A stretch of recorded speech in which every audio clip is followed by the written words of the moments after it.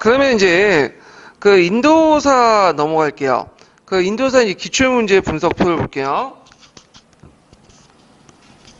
자, 거기 이제 그 정근대 시대 때 보면 무굴 제국 보이죠? 그래서 정근대 때 자주 나오는 게 이제 무굴 제국 관련된 내용들이 자주 나왔고요. 그래서 많이 나오는 것이 악바르 대제하고 그 다음에 아오랑 제국의 이제 대제의 어떤 정책 비교 관련된 내용이 있고, 그 다음에 쿨샤 왕조 때 이제 간다와 불상, 그래서 불상 제작 이유와 그 다음에 간다 양식과 쿠탄 양식의 차이점, 그리고 이제 그 외에 쿠탄 왕조, 그 다음에 쿠탄 왕조와 관련된 마늘법정, 우파니 니치아 철학 같은 이런 것들이 쭉 나왔어요. 그 다음에 이제 근대 부분에서는 세포이 항쟁이 두 문제 나왔고요. 그 다음에 인도 국민회의, 로랜드법 등등 있는데, 인도사가 이제 그 객관식 때는 별로 안 나왔는데, 그 주관식 때 들어와서 좀 약간 두세 문제 좀 나왔거든요. 그래서, 이제 이것도 한번, 요번 연도는 나오기는 좀 힘들 것 같지만, 일단은, 기타사 중에서도 좀 많이 나오는 부분이에요. 예. 자, 그러면 이제, 인도사 들어가기 전에 인도의 변천 과정을 좀, 볼게요. 그래서 그 924페이지의 표 보면 그 간단하게 돼 있지만 제가 이제 이걸 좀 약간 이제 디테일하게 좀 세부적으로 이렇게 판서를 했어요. 글씨는 좀 엉망이긴 한데, 예. 자, 여기 이제 판서를 이제 좀 봐주시면서 이제 얘기를 할게요. 근데 이제 그 얘기하기 전에 그 인도사가 좀 어려운 게 뭐냐면 기록이 별로 없어요. 그래서 그 인도 사람들은 이제 역사보다는 철학을 되게 강조하지. 철학이다, 종교 같은 거. 그래서 앉아서 사색을 하고 철학적인 모습들은 되게 강한데 뭔가 이제 어떤 특정한 사실을 기록하고 이런 것들은 별로 안 해. 그러다 보니까 이 뭐냐면 인도사 연구하는 게 되게 힘들어요. 그래서 근데 인도사라는 것들이 이제 성립된 것은 나중에 영국이 인도를 지배하는 과정에서 이 영국 사람들이 이제 인도사를 이제 뭐냐면 학문적으로 정립을 했는데 문제는 연표가 정확하지가 않아. 그렇기 때문에 시기별로 이게 100년, 200년 정도 차이는 있어요. 예, 그래서 유물 유적이라든지 다른 주변의 역사, 그 다음에 이제 뭐 종교적 어떤 문학, 설화 이 속에서 이제 역사를 끄집어냈기 때문에 정확하게 중국사나 뭐 한국사 하는 것처럼 몇 년 이렇게 끊어지지 않고 대개 100년, 200년 그쯤일 것이다. 이렇게 판단을 하고 있고 그것도 뭐 정확하지 않아요. 또 그런 것들 감안하고 보셔야 돼요. 인도사를 공부할 때는. 그러면 이제 인도사 이제 들어가서 이제 이제 내용을 이제 보죠. 제가 이제 쓰면서 하니까 좀 약간 책 읽지 못해가지고 한번 미리 써놨어요. 자, 여기 보면 자, 먼저 인더스 문명이 탄생됐죠? 인더스 문명. 인더스 문명 여러분들 알다시피 제 4대 문명이죠. 제 4대 문명. 그래갖고 이제 세계 제 4대 문명인데 되게 인도는 이제 지도 그리기가 되게 편해요. 이렇게 V9으로 쫙 그리면 되죠. 그래서 큰 강이 하나 두 개가 있죠. 되게 무슨 강과 무슨 강이에요? 인더스 강과 그 다음에 겐지스 강. 그 다음에 여기 데칸공원 있어요. 데칸공원 공원 있고 되게 외부로부터의 유입은 어디에서 들어오면 인더스에서 나와요. 인더스. 항상 외부부터 그 새로운 이민족들이나 이렇게 들어오면 인더스 이렇게 들어오고 그리고 어디까지 가죠? 겐지스 강으로 가요. 네. 이런 것들 이제 일종의 패턴을 보이는데 그 다음에 이제 이 데칸공원인데 데칸공원은 인종상 크게 두 가지로 나눠요. 인도는 되게 다양한 민족들 구성됐고 인종도 많은데 그 중에 큰 계통을 보면 하나가 이제 백인 계통인 무슨 계통이 있죠? 백인 계통인 어떤 계통이 있냐면 갑자기 생각이 안 난다. 아리안 계통이 있고 그 다음에 저기 동남아시아 계통인 드라비다 계층이 있어요. 드라비다. 그래서 그 경계선이 데칸공원이에요. 그래서 이 아리안 민족의 문화와 이 드라비다 문화가 좀 공통된 것도 있겠지만 좀 차이점도 되게 많거든요. 그러다 보니까 되게 보면 이제 인도 같은 나라는 중국같이 하나의 통일 제국이 있는 적이 한 번도 없어요. 심지어 무굴 제국도 어디까지 딱 드나? 데칸공원까지만 내려가. 왜? 이 드라비다와 아리안의 문화나 생활 습관이 너무 다르기 때문에 그 북쪽에 있었던 중앙 왕국들도 이 드라비다 영역까지, 남인도까지는 통치하지 않고요. 대신에 그냥 복종만 받고 그냥 자율적으로 맡겨버려요. 예, 그런 특징을 가지고 있어요. 그래서 우리가 이제 뒤에 얘기한 쿠시안, 그 다음에 쿠시안 왕조라든지 쿠탄 왕조라든지 등등등 이런 왕조들은 고작 해봤자 어디까지 점령했다? 데칸공원까지. 심지어는 저쪽 인더스 유역까지 점령한 왕조들이었다. 이렇게 좀 기억을 해두시면 돼요. 자, 하여튼 그래서 인더스 문명이 이제 등장했는데, 인더스 문명은 뭐가 유명하죠? 도시 문명으로서 하라파와 모헨자조다로는 계획 도시로서 유명하죠.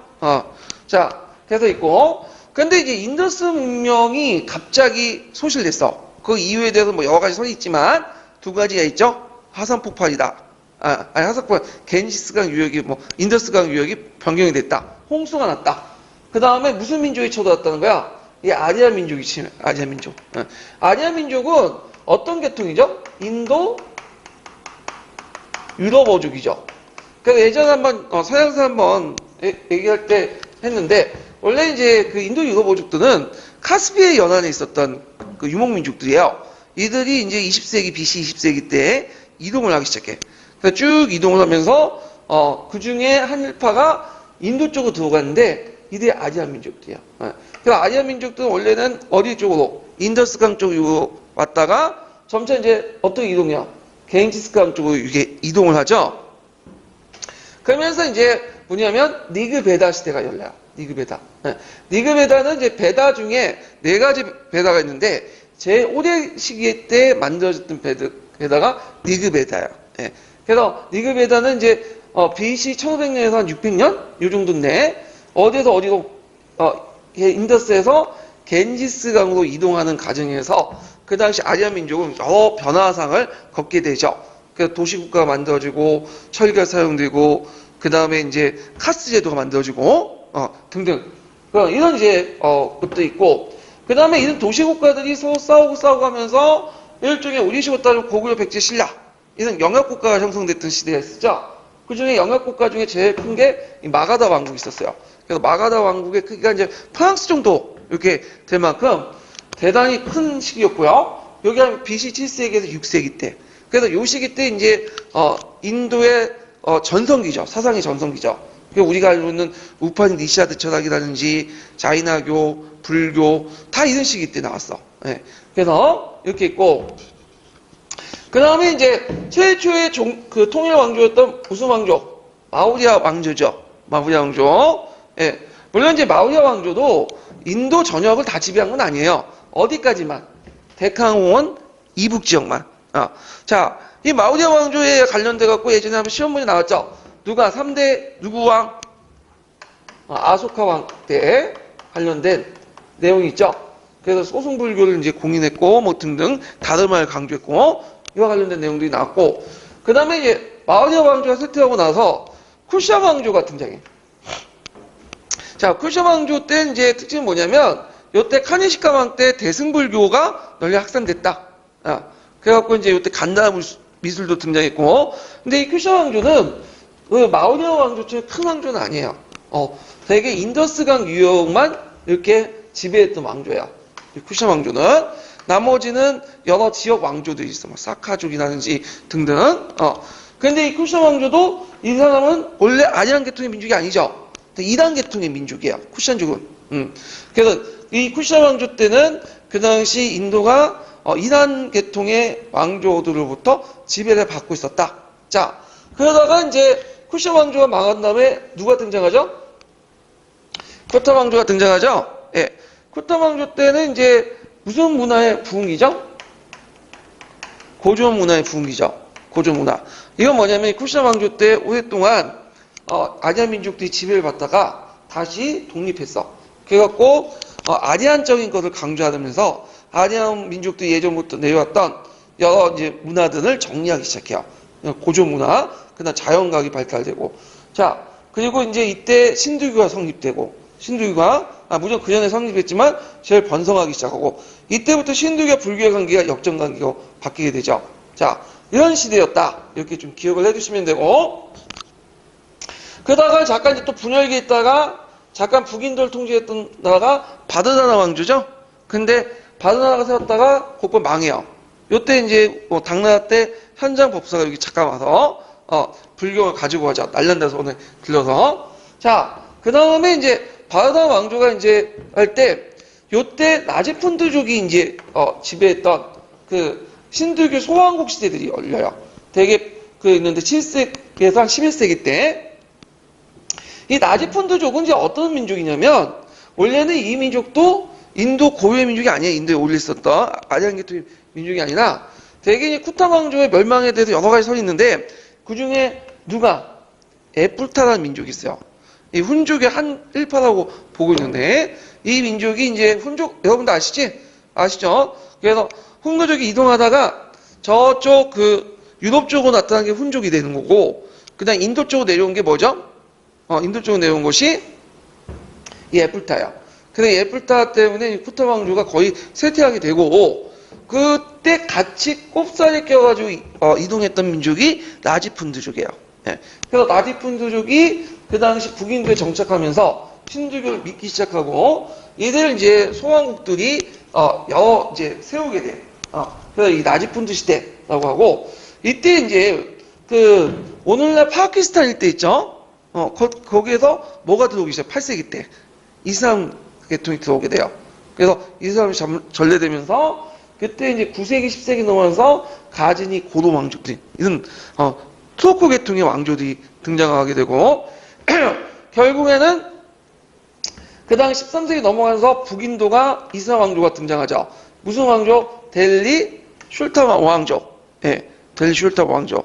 그래서 델리 슐탄 왕조 때 누가 쳐들어와요? 티무르가 쳐들어오죠? 티무르. 그래서 이제 세 번째 왕조였던 사이드 왕조를 멸망시키죠. 자, 이게 이제 기초면에 나왔던 거죠. 자, 그 다음에 자, 델리 슐탄 5왕조의 마지막 왕조 노리 왕조를 멸망시키는 무슨 제국이 등장해? 무굴 제국이 등장하죠. 그래서 무굴 제국 때 이제 그 아빠르 대조나 그 이렇게 이제 전성기를 누리게 되고 그러면서 영토는 어디까지 내려갔다? 데칸공을 넘어서 요 이남까지 이렇게 딱 내려가죠. 그래서 이제 있다가 그렇지만 아우랑제부의 어떤 그 종교적 탄압, 그다음 이슬람 제일주의 때문에 분열이 일어나죠. 결국에는 영국의 지배를 받고 있다가 영국의 동인도 지배를 받다가 세포이난 때 어떻게 되죠? 망하게 돼요. 그래서 세포이난을 계기해서 영국 동인도 회사의 지배에서 다시 뭘로 넘어간다? 영국 본국에서 직접 지배를 하게 되죠. 자, 그래서 이제 인도사를 이렇게 한번 쭉 훑어봤고요. 여기에서 이제 또 볼 게 뭐냐면 여기 인도사는 주로 어느 지역이에요? 북인도를 중심으로 한 거예요. 북인도. 북인도에 인도가 그런 여러 왕조도 있을 때 동시에 남인도에도 독자적인 왕조도 있었어요. 안드라 왕조, 쫄라 왕조 등등등. 근데 그런 왕조까지 다 하기는 그러니까 이런 왕조도 있었다 하고만 인지를 해두시는 게 좋을 것 같아요. 자, 그래서 이렇게 해서 한번 쭉 정리를 해봤고요. 자, 그 다음에 본격적으로 내용을 이제 들어가죠.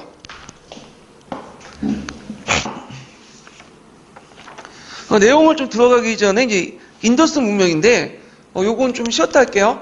예.